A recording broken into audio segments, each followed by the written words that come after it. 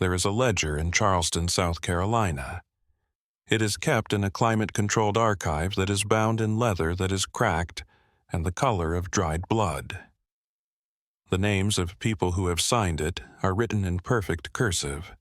For more than 100 years, historians thought it was just a merchant stock, nothing more than the grim math of human trade that was common in the South before the Civil War.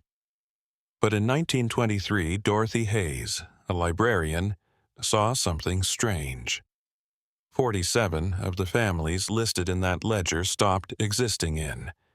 After that, there were no death certificates, sale receipts, or traces in census records. They were gone for good, like they had never breathed. Next, she found something that would haunt her for the rest of her life. This is the story of a man who showed up in Charleston in the spring of 1851 with a lot of money and no history at all. A man who pulled off the most complicated scam the city had ever seen.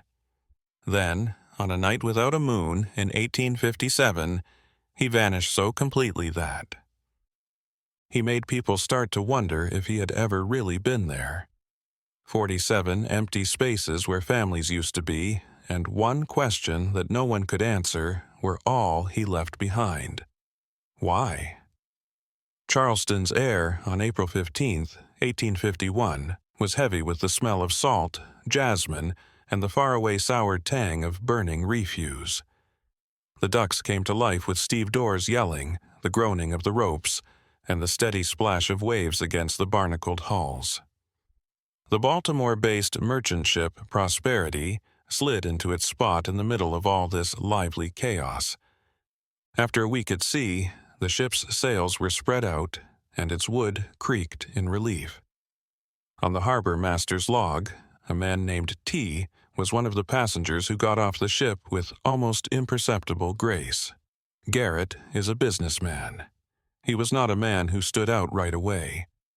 Still, he had an undeniable presence. He was probably 40 years old, but his face, with its high cheekbones and deep-set, smart eyes, didn't seem to be aging at all. When he combed his dark hair back, only a few strands of silver on the sides. A well-tailored dark suit, a clean white shirt, and a simple cravat made him look classy without being showy. He carried a single, strong leather valvel, and as he looked out over the busy port city, he looked at everything with a calm gaze that didn't show any surprise or judgment. Charleston was built on the ups and downs of trade and a strict social structure. The city welcomed business people with open arms, but they were careful to be polite. Money spoke a language that everyone could understand. It became clear very quickly that had a lot of money. But what really made him stand out wasn't his money, it was the fact that he kept very quiet about his past, which was almost unsettling. People in Baltimore introduced him to the St. Cecilia Society, where he was met with the usual polite questions about family trees, ancestral lands, or even a childhood home. He was met with an elegant deflection. He had a low, rich baritone voice and would say, "My family has always been pretty private. I'd rather work on the future than think about the past. Do you agree?" His smile was charming, calming, and impossible to get through. When asked about his business, he only gave broad ideas like investments, properties, and chances that other people might miss. He also had an interesting accent that had a bit of Virginia's soft drawl, a bit of New England's sharp precision, and Clear's throat. Something else that was hard to describe but made me think he had lived in many places. This lack of clarity, which in another person might have made them suspicious, made him more suspicious. Thomas Garrett was a mysterious figure in a city where everyone knew each other and family ties were valuable. Even though he didn't have any roots, he moved with the strength of someone who did. Within 3 months, he bought a nice 3-story townhouse on Trad Street. The brick exterior was softened by climbing ivy, and the inside was decorated with simple, elegant pieces. He paid with cash, which quickly spread among the city's business people and bankers, solidifying his reputation as an important man. Within 6 months, he was always at dinner parties. Everyone wants to have him as a guest because he is quiet, funny, and listens carefully. By the end of his first year, Thomas Garrett was well known in Charleston's business world. Thomas Garrett used to be known as a smart, honest, and completely private person. Then, in a way that was almost imperceptible, he started buying people. His first purchase was made in November 1851, on a cool fall day when the weather finally got better from the oppressive humidity of summer. Ryan's auction house on Chalmers Street was the location. It was a huge building with high ceilings and a strong smell of sawdust, sweat, and unspoken sadness. Robert Chen, the auctioneer, was in the middle of presenting a family. He had a deep voice and the face of an old oak. The 72nd lot is up next. Chen sharply announced that his gown was being wrapped. William is a strong field hand who is 35 years old and in great health. His 29-year-old wife Mary is good at housework and sewing expert, and their 2 daughters, Eliza, 9, and Clara, 7, who is 7 years old. A whole family, people. A rare chance to find a stable workforce. What do I bid? In the crowd of planters, merchants, and speculators there were the usual murmurs. Bids started out low and slowly went up. Garrett, who was sitting in the back, looked at what was going on with an expression that was impossible to read. As soon as the bidding slowed down, he raised his hand in a quiet, almost hesitant way. He said, $1,800, and his voice cut through the den. A few people looked around. Garrett was famous for investing in real estate, not for hiring people to do work for him. A planter from Edisto Island raised the price as the bidding went on. Garrett matched him and then beat him. $2,000, Garrett said in a firm voice that left no room for doubt. There was silence. $2,000 was a lot of money for a family of 4, even a healthy one.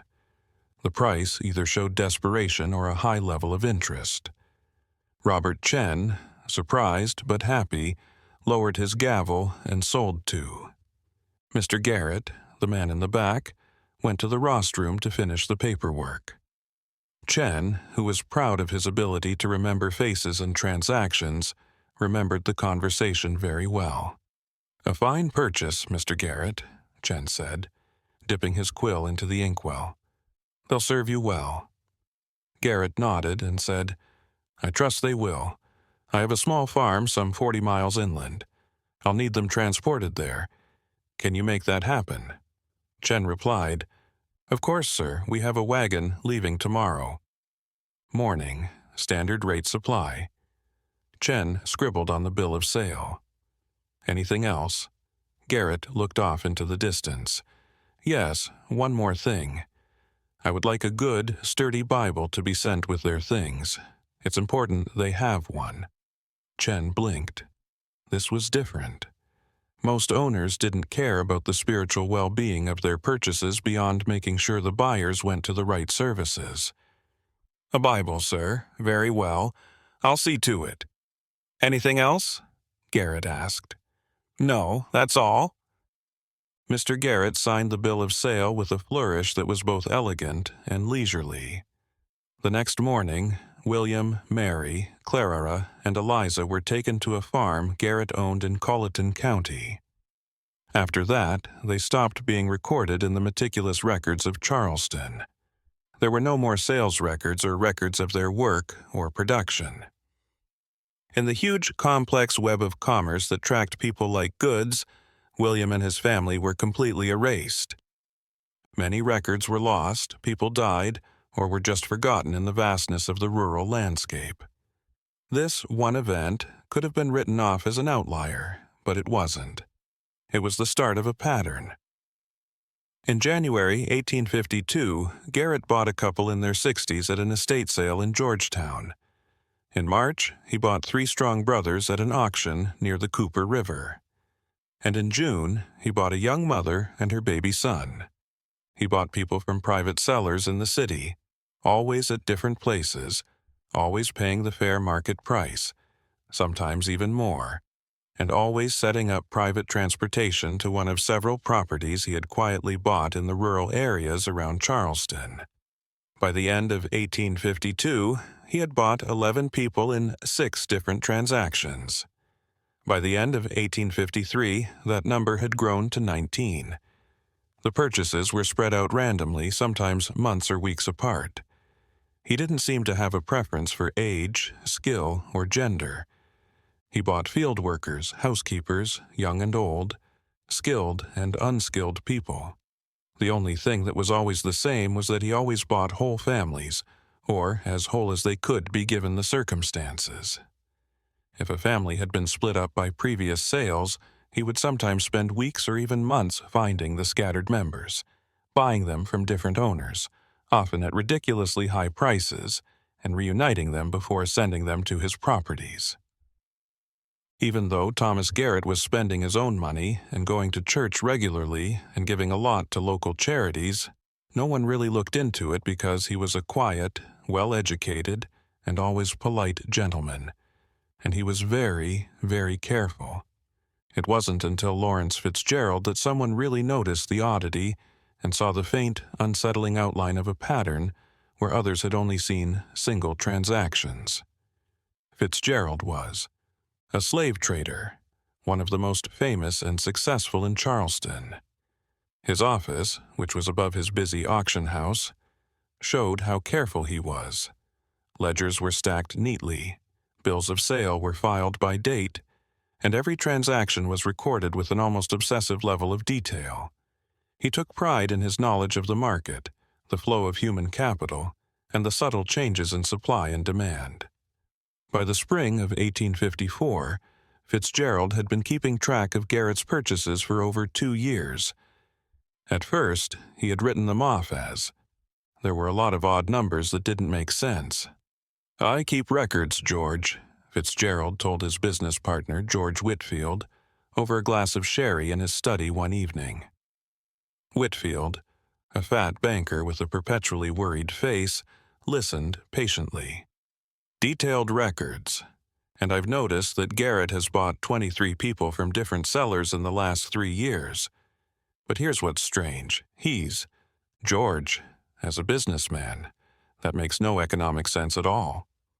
Whitfield stroked his chin. "Maybe he's getting people to work on a big project, like clearing land or building buildings for a new rice plantation." Fitzgerald shook his head and frowned deeper.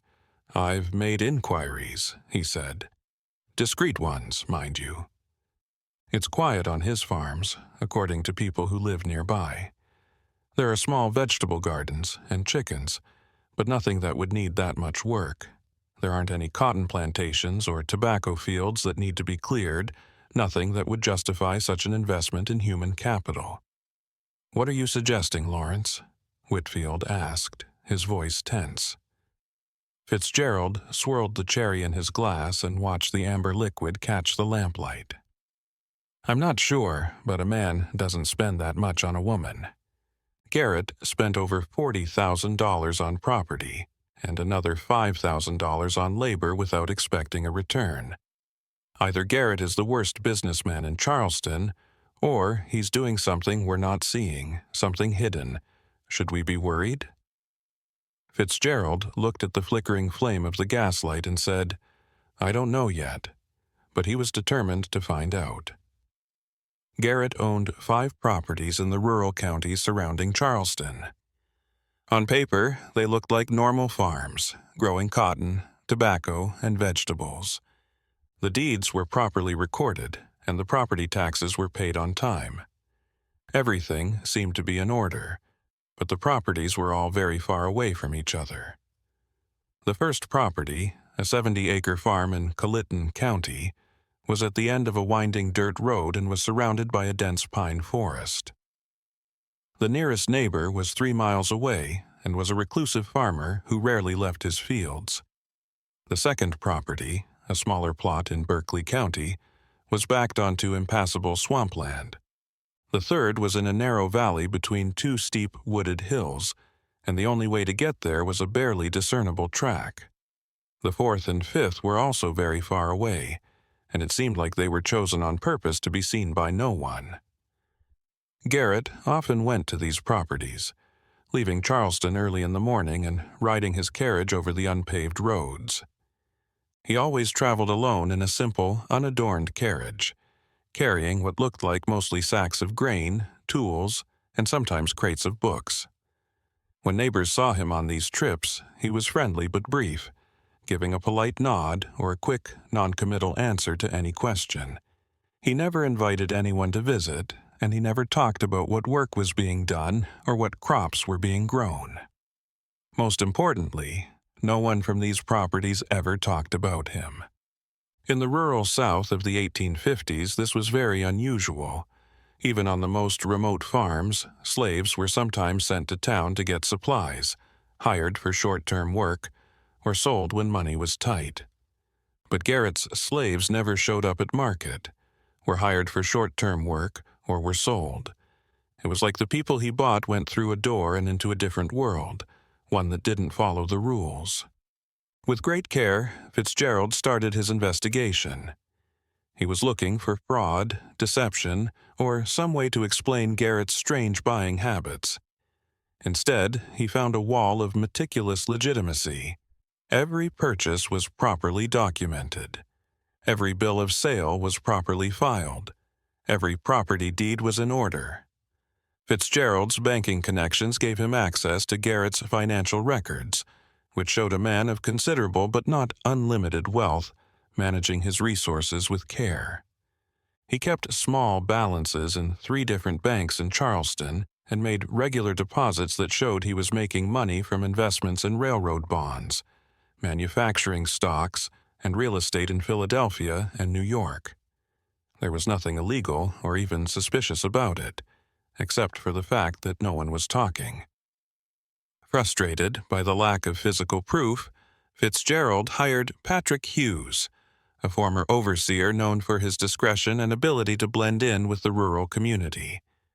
Hughes, a thin man with sharp eyes and a quiet personality, camped out in the woods around Garrett's farm in Colleton County for 2 weeks and watched through a telescope he had bought just for the job. His report, preserved in Fitzgerald's papers, makes for strange reading. The property is well maintained, but barely worked, Hughes wrote in his cramped, precise hand. I observed about 8 individuals over the course of 14 days, he wrote. There are men, women, and children working there. They take care of a large vegetable garden, chickens, a few pigs, and buildings. But there isn't any hard work, cotton, tobacco, or rice. They work about 4 to 5 hours a day and then go back to their cabins. In the evenings, I heard singing and what sounded like children reading together like in a schoolroom.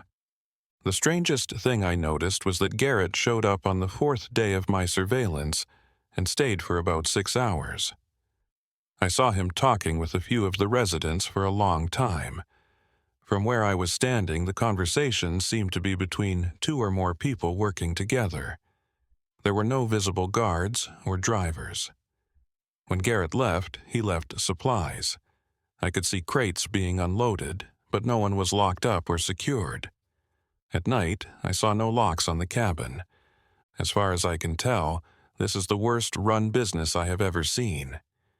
If Garrett's goal is to make money, he is failing horribly. I have never seen anything like it.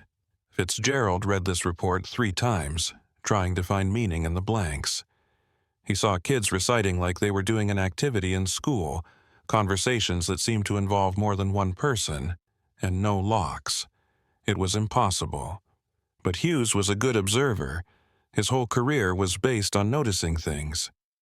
Fitzgerald did similar surveillance on 2 other Garrett properties. The reports were almost identical.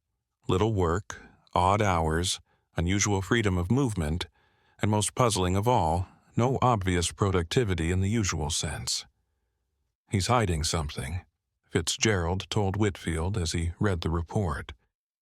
I just can't figure out what. In October 1854, Margaret Hensley hosted a dinner party that was one of Charleston's most anticipated social events of the season. Thomas Garrett was one of the invited guests.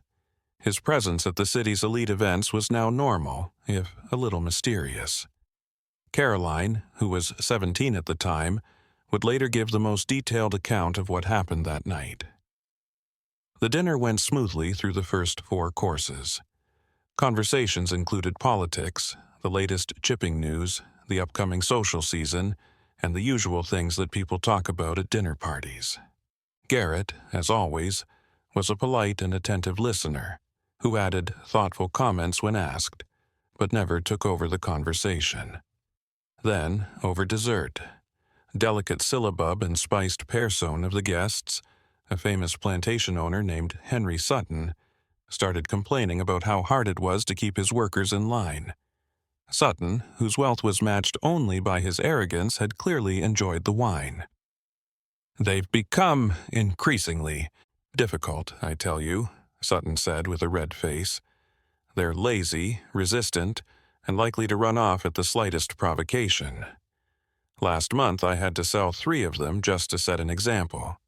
Can't have that kind of disobedience spreading, can we?" Several guests agreed and nodded wisely. This was a common topic of conversation at dinner among Charleston's elite.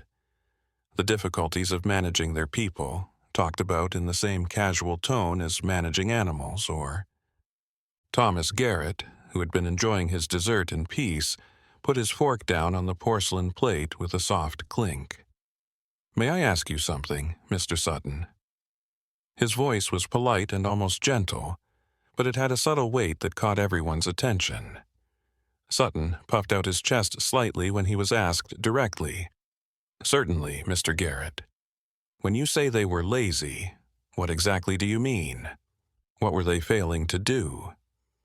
Sutton seemed surprised by the question. Detail of the question. Of course, not doing their jobs right, not meeting deadlines, taking too long in the fields, pretending to be sick, the usual stubbornness. And the deadlines. Garrett spoke softly, his eyes still. "Who chose them?" asked the questioner. "Of course I did," Sutton replied, his tone tinged with irritation. "Depending on what the land can grow, or what is needed for a good harvest. Depending on what the land can grow or following. Mr. Sutton, what you need to make to keep up your lifestyle," Garrett said in a soft, almost academic tone. But there was a change in his eyes, a flicker of intensity that Caroline found both scary and interesting. "Just to be clear, those are not the same calculations. One shows how rich the earth is, and the other shows how much people want it." It was quiet at the table, the sound of silverware clinking and the soft rustling of silk. It seemed like even the sounds from the street were back off. Caroline, who was 17 at the time, remembered how the tension made her feel like the heavy, humid air before a summer storm. Sutton's face turned darker, and the happiness that had been on it was replaced by anger. "I'm not sure I understand what you meant, Mr. Garrett. Please don't take this the wrong way, Mr. Sutton. I'm just asking a question to get more information." Garrett picked up his wine glass and looked at the ruby liquid with some thought. "You said that 3 people were sold as an example. May I ask, were they? Family, either related to each other or to other people you still own?" Sutton reluctantly agreed that 2 of them were brothers. The third was not related and was a bothersome guy. "Do you know where the brothers are now? Still together?" They laughed and said, "I have no idea." "They were bought at a sale. I think different buyers. Once the deal is done, it's no longer my business." Garrett slowly nodded, as if to confirm something he already thought. There was a quiet sadness in his eyes. "So, to fix your problem with the discipline, you split up a family and almost certainly never had 2 brothers ever been apart in their whole lives ever see each other again." Clears throat. and you're surprised that the people who are still living on your plantation might not want to work as hard, trust you as much, or see their work as anything but a burden. After that, there was complete silence. The only sound that broke it was the grandfather clock in the hall ticking. Sutton was so angry that he couldn't say anything. He just stared at Garrett with his mouth open, a little gape. The hostess, Margaret Hensley, stepped in right away and changed the subject to something safer. But there was something missing from the moment. There it was, a harsh, unpleasant truth. Caroline watched Garrett and didn't see a man trying to start a fight. Instead, she saw a man who was trying to understand, or maybe making a quiet, deep statement. It showed him a mind that worked on a different level than the people around him. Some people only saw the numbers when they looked at the cost to people. Fitzgerald, hearing a story from someone else, of this conversation felt a chill. Garrett wasn't just a strange businessman. His ideas were very important to him and could have been dangerous. It was becoming clear that there was a pattern, and it was much more complicated than a simple financial oddity.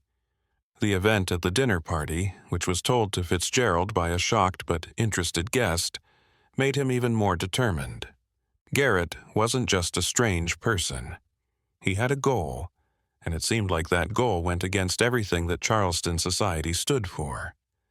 Fitzgerald's initial interest had turned into a strong mix of suspicion and a creepy fascination. He couldn't get rid of the image of Garrett's steady, sharp gaze as he questioned Sutton's harsh reasoning. Fitzgerald put more time and money into his private investigation. He hired more men who knew how to blend in with the rural environment to keep an eye on Garrett's properties from different points of view. Even though their reports were not as detailed as Hughes's, they supported the earlier. Learned. Very little farming going on, well-kept but sparsely populated cabins, and sounds of activity that won't go away late at night. One person said they saw what looked like a small makeshift schoolhouse on one of the properties, with kids hunched over books at a table lit by a lamp. There was something about this detail that really scared Fitzgerald. Educating slaves was not only frowned upon, but it was also illegal. A lot of the South, it was against the law. Fitzgerald began to think Garrett might not have been working alone. One person would not be able to carry out such a complicated long-term operation that needs constant attention and careful coordination. He began to look for the small connections that made up a network. He looked over the shipping manifests again for the Prosperity, the ship that took Garrett to Charleston. He didn't find anything strange at first, but then he looked at the manifests for the things Garrett usually ordered. Large amounts of flour, meats that have been salted. They brought cloth, tools, and an unusually large number of books, not just Bibles, but also guides, histories, and even works of literature. All of them were sent to a group of anonymous post office boxes in small towns near his homes in the country. It was always the same small, independent freight company, Riverside Haulage, whose owner was a quiet man named Silas Croft. When Fitzgerald asked Croft a question about a possible business deal, Croft dodged the question, but was polite. "Mr. Garrett pays well and he pays on time," Croft said, grunted, and looked around nervously. "I now know everything I need to know." Fitzgerald persisted and asked what the goods were and where they were going. Croft just shrugged. "Boxes and crates. Never asked what was inside. It's not my business." But Fitzgerald saw that Croft's hands were shaking slightly and that he was trying to avoid making direct eye contact. Croft had something to hide. Fitzgerald also saw a pattern in the way Garrett bought families. He bought a lot of people from different owners, sometimes months apart. They went to different properties, but then they both disappeared to the same one. This looked like a planned effort to get families back together after being split up. In one case, he found Garrett buying a mother and her 2 young sons from a plantation near Savannah. 6 months later, he bought the father from a small farm outside of Augusta. Then, both were taken to the same remote farm in Berkeley County. The logistics alone were crazy, requiring a lot of travel and careful tracking, so that you can understand the deeper currents of the... Fitzgerald went to the city to find Ara. After being freed, Ara was an old woman who ran a small, spotlessly clean laundry service near the market. It was said that she was quiet-wise, smart, and had an uncanny knack for hearing whispers that only the white elite could hear. She had seen many generations come and go, and her eyes were heavy with the weight of many stories that had not been told. Fitzgerald went to see her hiding the fact that he needed a lot of linens cleaned. Ara, whose hands were rough from years of work, slowly listened to what he had to say, her eyes steady and knowing. R. Fitzgerald started to be careful with the words he used. "I've been keeping an eye on a man in town named Mr. Garrett. He has strange habits.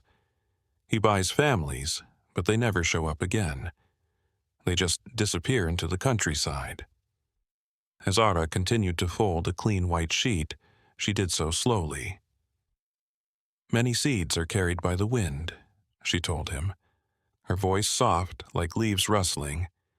"Some land on empty land, some on rocks, and some land on rich soil, out of the sun's way. Does that mean he's planting seeds?" Fitzgerald leaned forward and asked. "What kind?" Ara finally looked at him. Her eyes were dark and old. "Seeds of hope, or maybe seeds of anger. Doesn't it depend on where you stand? My friend, the world is full of paths. Some are well-worn and can be seen by everyone. Some are hidden, and only people who walk them at night know about them. There are whispers, you see?" she asked after a short pause. "There are whispers of a man who doesn't see property. But people, a man who fixes what other people break, whispers of what? Of families being put back together, of kids learning to read, of trips taken at night, guided by the stars and silent prayers." R's voice dropped to almost a whisper. "But Mr. Fitzgerald, whispers are like smoke. They're hard to catch, hold, and it's dangerous to talk to them out loud." Fitzgerald left Ara's shop with more questions than answers, but a strong feeling that his suspicions were correct. Ara had confirmed.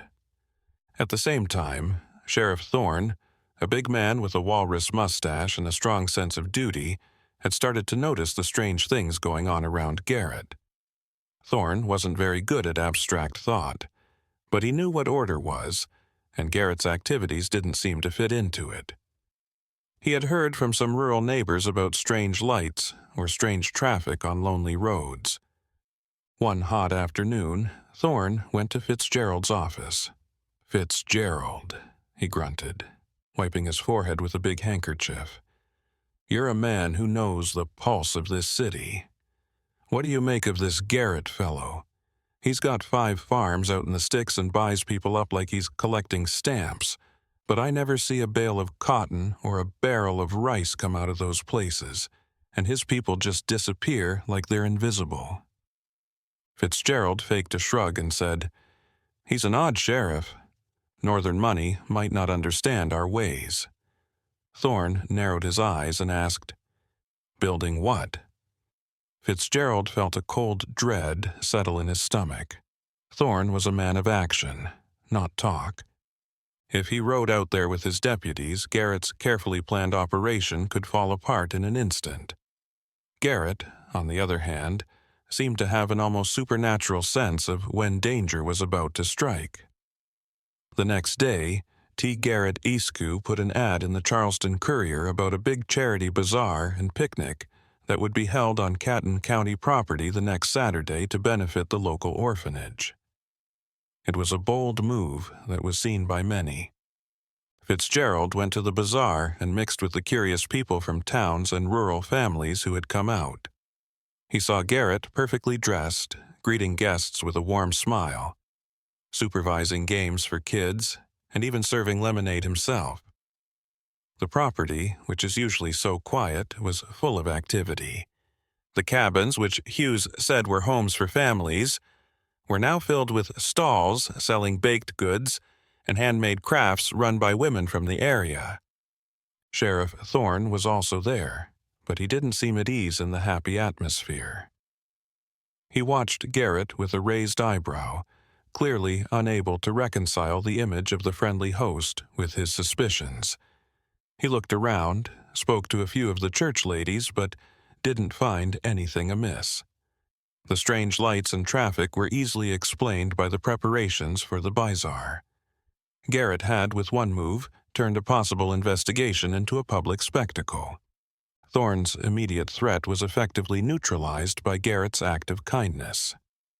Fitzgerald watched Garrett with a mix of fear and awe. The man wasn't just careful. He was brilliant at seeing threats coming and turning them into opportunities. But the incident made Fitzgerald's moral dilemma even worse. He was a man of the law and a pillar of the community, but he was now involved in a secret that went against everything he stood for. The whispers Allah spoke of, the paths unseen. It became clearer to Fitzgerald that he was walking a fine line between his morals and the strict rules of his society. The charity bazaar was a brilliant idea, but it was only a short-term respite. Fitzgerald knew that Sheriff Thorne, while temporarily calmed, was still not fully convinced. The questions about Garrett would not go away, and eventually the delicate web of secrecy would break. Fitzgerald became more and more obsessed with the mystery of Thomas Garrett. His nights were restless, and he was no longer just an investigator. He was a man dealing with a deep moral conflict. He decided he had to talk to Garrett directly, not as an interrogator but as a man seeking understanding. He sent Garrett a note in secret, asking for a private meeting to talk about something of mutual interest. Garrett promptly replied, was polite, and invited Fitzgerald to come over that evening. It was humid, and the air was heavy with the promise of a summer storm. When Fitzgerald got to Garrett's townhouse, the gas lamps cast long shadows on the cobblestone street. He was led into Garrett's study, which smelled faintly of pipe tobacco and old leather. Garrett stood up from behind a large mahogany desk and said, "Mr. Garrett reached out and said, 'Fitzgerald, what do I owe the pleasure? I must admit that your request about a matter of mutual interest interests me.'" Fitzgerald took the offer. Fitzgerald leaned forward a little and looked around the room, looking for signs of Garrett's secret life. "Mr. Garrett," he said, his voice steady even though his hands were shaking, "I've been watching you." Garrett smiled. "In fact, I had rather hoped my activities were unremarkable." "They are anything but," Fitzgerald said. "I have seen your purchases, your properties, and the strange way you run your business. I have heard the whispers, Mr. Garrett, and I have seen the reports." Garrett curled his fingers together, and his eyes were calm and hard to read. "Reports? From whom? Please explain." "From men I hire to watch, Mr. Garrett. Men who have seen kids learning to read in your cabins and heard singing and recitations late into the night. Men who have noticed that there are no locks, no supervisors, and little work. I know you by families, Mr. Garrett, and I know they go away." There was a long silence between them, broken only by the distant rumble of thunder. Fitzgerald carefully chose his words. "I believe that you are buying families to set them free. Not just free from bondage, but free to learn, to grow, and to choose their own path." Garrett finally broke the silence, his voice soft and almost a murmur. "And what exactly do you believe I am doing, Mr. Fitzgerald?" Garrett asked. Fitzgerald looked at him for a long time, his expression blank. "A rather bold accusation," Garrett said. "Is it true?" Fitzgerald asked, his voice barely above a whisper. Garrett got up and walked to the window where he looked out at the street as it got darker.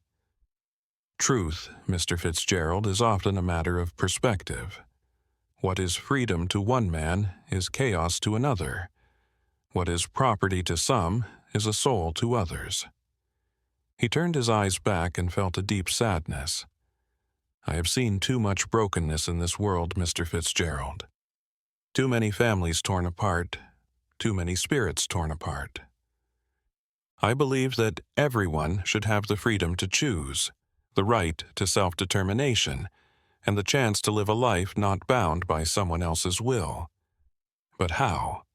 Fitzgerald asked, gesturing around the room. How do you do it, and why do you risk everything? Garrett walked back to his desk and picked up a small, worn, leather-bound book. The how is through careful planning, discretion, and the quiet help of those who believe in a different path. He paused and looked away. The why is a longer story, Mr. Fitzgerald. It comes from a personal loss and a strong belief that some wrongs must be fought. Let's just say that I have seen the terrible results of people's lack of concern, and I have decided to do something different. He put the book on the desk. It was a copy of Uncle Tom's Cabin, which had been published just a few years before, and was praised and criticized all over the country. You are risking everything, Fitzgerald said again. If you are caught, Mr. Garrett, you will lose everything. I am aware of the risks, Mr. Fitzgerald, Garrett replied in a calm voice. But what is life without purpose? What is wealth if it can't be used to fix what is broken? He looked directly at Fitzgerald. Now the question is not what I am doing, but what you will do with what you know. You are a man of influence, Mr. Fitzgerald. A man who benefits from the very system I seek to change, says Garrett. Will you expose me? Will you condemn these families to their old lives or worse? Or will you choose to stay silent and let a different kind of justice play out? Fitzgerald was going through a very difficult time inside. His whole life and wealth depended on the institution Garrett was attacking. To expose Garrett would be to protect the order he knew to protect his own interests. To stay silent would be to play along with Garrett and betray the very principles he stood for. But he thought of William and Mary, the kids learning to read, and the families getting back together. He saw the quiet dignity in Garrett's eyes. I don't know, Fitzgerald said in a low voice. This changes everything. Indeed it does, Garrett replied with a knowing smile. The world is rarely as simple as we wish it to be. Sometimes the bravest things are done in silence. Quickly, there was a loud crack of thunder, and it started to rain. The next week, tensions were high in Charleston. Sheriff Thorne, still upset about the charity nonsense, decided to take action. He had received an anonymous tip, a carefully written letter likely from someone in Garrett's network meant to mislead about suspicious activity at Garrett's most remote property, the one nestled between two steep hills in Berkeley County. Thorne set out with a small group of deputies determined to find out what was going on. Fitzgerald was filled with fear after hearing that Thorne was once again interested in the property he knew Thorne was after. It was one of the busiest and was home to several families. He spent a terrible day in his office, unable to concentrate and imagining the worst. He thought about writing out himself to warn Garrett, but he knew it would be too late and would only make things worse. Hours later, Thorne came back, his face grim and his uniform covered in mud. "Nothing," he yelled, his voice thick with anger, as he stormed into Fitzgerald's office and slammed his hat on the desk. We rode for hours through that horrible swamp until we came across an empty, broken-down shack. There were a few chickens and a half-done vegetable patch, but no one else could be seen. Fitzgerald, it was a waste of time. Someone gave me a useless task to do. Fitzgerald faked being shocked. It was just an empty shack, but I thought that was one of his bigger properties. I tell you, it was a fake. Thorne got angry. A clever and annoying ruse. I knew there was a main house there, but I couldn't find it. There are only thick forests and swamps. We looked for hours, but all we could do was chase smoke. Fitzgerald poured Thorne a glass of brandy, and his hand shook a little as he did it. It looked like Garrett had even seen this coming. The tip from an anonymous source led Thorne to a property that was either empty or well hidden, while the real work was going on somewhere else. Garrett had a complicated way of dealing with danger. His network, careful planning, and almost supernatural foresight were all parts of this trick. The event made Fitzgerald's choice even stronger. He was going to keep quiet. Even though it was very hard on his conscience, he couldn't bear the thought of exposing Garrett and putting those families on trial. He had seen the ledger, which was a cold list of people's deaths. He could hear the hints of hope. And in the mysterious, quiet figure of Thomas Garrett, he saw a different kind of justice, one that didn't follow the rules of society or the law, and was based on a deep, if dangerous, compassion. The storm was over, but Fitzgerald's mind had been changed in a way that could not be undone. At least by Charleston standards, the summer of 1857 was very hot. The air was thick and still, a sign of the utter stillness that was about to fall on the city. Thomas Garrett came with a quiet mystery, and he left with an even bigger one. He started slowly going to the properties less often than he used to. His attendance at social events, which was already irregular, stopped completely. People thought he was traveling for a few weeks, maybe to Philadelphia or New York, as he did from time to time. Then, though, his mail started to pile up at the post office. His housekeeper, Martha, who was strict but trustworthy, said that he had just not come home one night. His bed wasn't made up. There was a half-read book on his nightstand and a single. On his desk, an ashtray held an unlit pipe. He wasn't seen or heard from the next morning, and he didn't leave a note or forwarding address. When Fitzgerald heard the news, he felt a terrible fear. He knew this wasn't going to be an easy leave. This was the end result of Garrett's big plan. He didn't do anything for a week and then 2 weeks. He sent Patrick Hughes, the observer he trusted the most, to check out the properties in secret. Hughes came back 2 days later with a pale face. "That place is empty, Mr. Fitzgerald," he said. "All of them," he said in a quiet voice. "There's the farm in Colleton, the house in Berkeley, and the one near the hills. Not a soul. Each cabin is clean and swept, the tools have been put away, and the vegetables have been picked. It looks like they packed up and left in a planned way. No signs of struggle, no belongings left behind, just gone," Fitzgerald thought. He was both relieved and deeply sad. Garrett had done it. He had moved them all, but where and how? Sheriff Thorne worried about Martha. Eventually started an official investigation.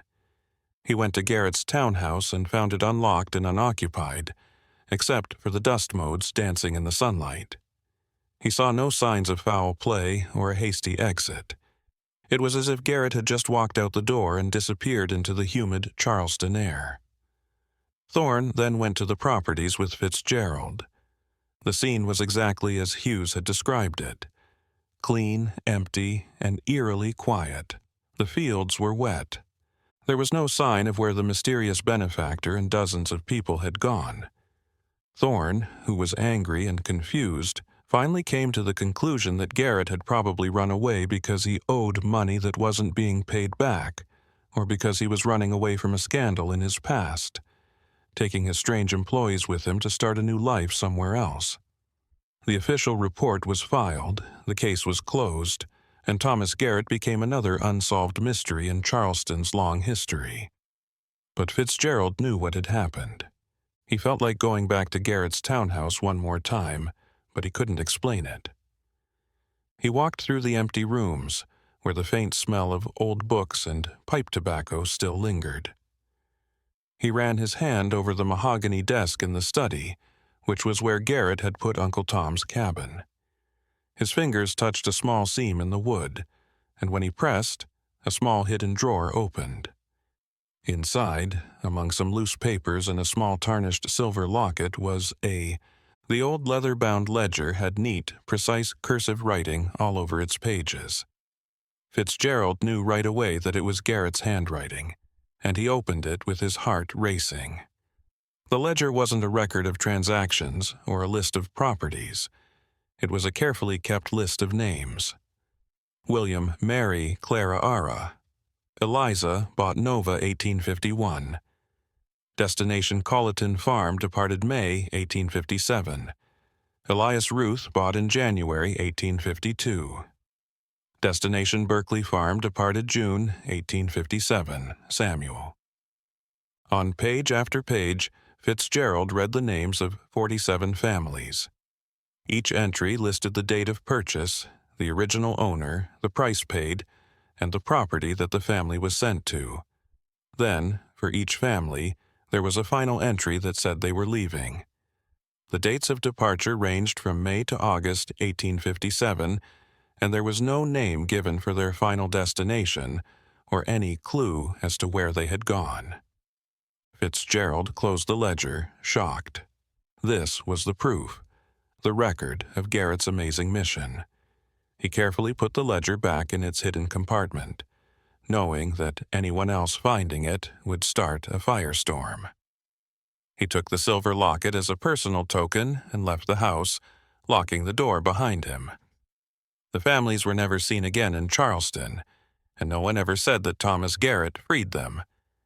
There were no new communities of former slaves in the North or Canada, and none of them could be definitively linked to Garrett's operations. They just stopped being recorded, as Dorothy Hayes would find out many years later. Lawrence Fitzgerald spent the rest of his life in Charleston, where he was a successful businessman and a respected member of the community. But he carried Garrett's secret with him, and it changed the way he thought about justice and people. He often thought about the families, especially William and Mary, Clara Ara and Eliza, Elias and Ruth. Had they found the freedom Garrett promised? Had they made new lives far from the shadows of their past? Or had they also disappeared into the vast, unforgiving landscape of a nation struggling with its own soul? Dorothy Hayes finally found the ledger in 1923. It was a historical puzzle. A list of names, a record of lives bought and then erased. Thomas Garrett, the man who secretly bought families to set them free, disappeared just like the people he was trying to save. There is no monument, confession, or clear explanation of what happened. There is only the haunting question: was he a saint, a crazy person, or just someone who dared to believe that some things were worth more than their price? And did it really happen? The silence of the past leaves no easy answers, only the mystery of a man who chose to disappear, taking his extraordinary truth with him.